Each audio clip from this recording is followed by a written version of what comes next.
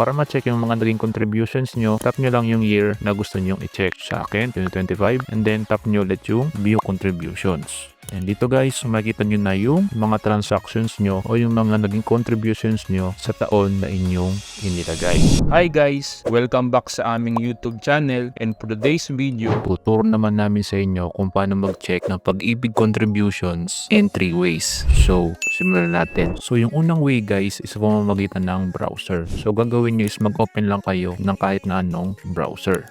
And then, sa address bar nito, type nyo guys yung google.com. And then, once na sa Google na kayo guys, search nyo lang dito yung Pag-ibig Fund Services. So, ito guys. And then, click nyo guys itong Pag-ibig Online Services. Ito guys yung unang link na lalabas. And dito guys, tap nyo lang yung for members. And dito guys, pupunta na tayo sa virtual Pag-ibig website. So dito guys, itap nyo lang itong kanilang privacy notice. And then tap yung proceed. And then dito guys, kailangan lang nating i-login yung ating Pag-ibig account. So scroll down nyo and itap nyo yung login.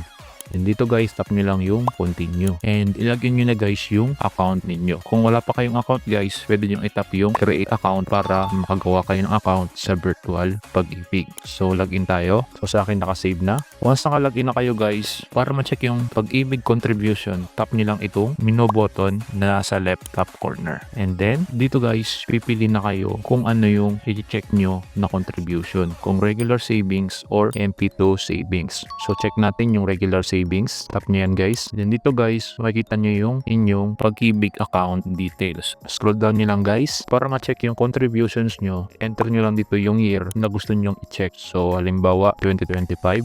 Then tap nyo yung view contributions.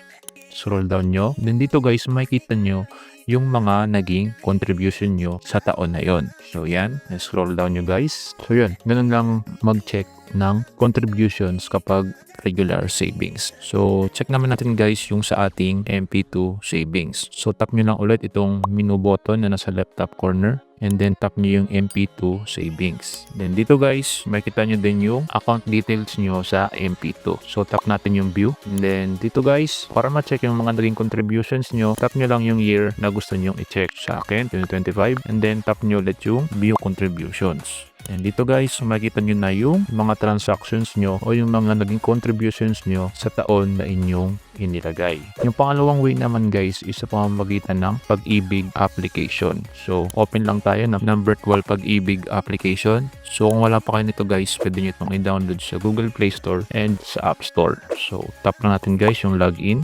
Then login lang tayo. And then, once nakalagin na kayo guys, tap nyo lang itong main. And then, pili na kayo guys kung anong gusto nyo i-check na contribution. Check muna natin yung regular savings. Then, scroll down nyo lang guys. Then, dito, enter nyo lang din yung year ng gusto nyo i-check na contribution. So, halimbawa, 2025. Then, tap nyo lang guys yung view. And then, scroll down. And lalabas na guys yung naging contribution nyo nung taon na nilagay ninyo. So, yan. And, para naman ma-check guys yung MP2, tap nyo lang yung MP2 savings. And then, tap nyo yung account number. And dito guys, type nyo lang din yung year ang gusto nyo i-check na contribution. 25, kunwari. Then, tap nyo yung view. Then scroll down nyo guys. Then, and guys, lalabas na yung mga naging contributions nyo sa taon na iyon. So, pangatlo namang way guys para i-check yung Pag-ibig contribution is sa pamamagitan ng eGov application. So, open natin yung ating eGov application. So, kung wala pa kayo nito guys, pwede nyo rin itong i-download sa Google Play Store and sa App Store. So, dito guys, kailangan lang nating mag-login. And once nakalagin na kayo guys, scroll down nyo lang. And dito guys, sa suggested eGov services, scroll nyo lang to and hanapin nyo yung Pag-ibig. So kung hindi nyo naman yan makita guys, click nyo lang itong NGAs and search nyo dito guys yung Pag-ibig. And kapag lumabas na guys, tap nyo lang ito. And dito guys, itap nyo lang yung Pag-ibig Fund Services.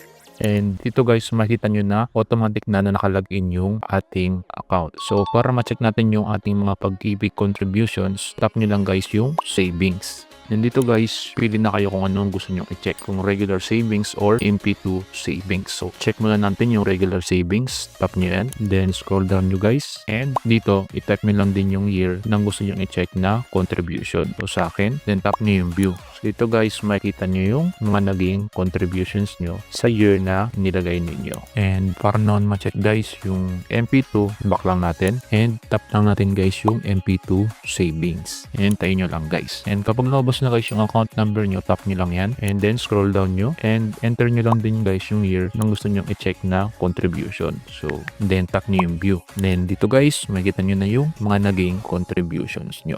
So, yun lang guys. Ganun lang kasimple mag-check ng Pag-ibig contributions. And kung may tanong kayo guys, comment nyo lang yan sa comment section and sasagutin namin yan. Yun lang guys for today's video. Sana may natutunan kayo sa tutorial na ito. At kung nagustuhan nyo yung video na ito, huwag nyo kalimutang i-like, comment, and subscribe para updated kayo sa mga bago naming ilalabas na mga video.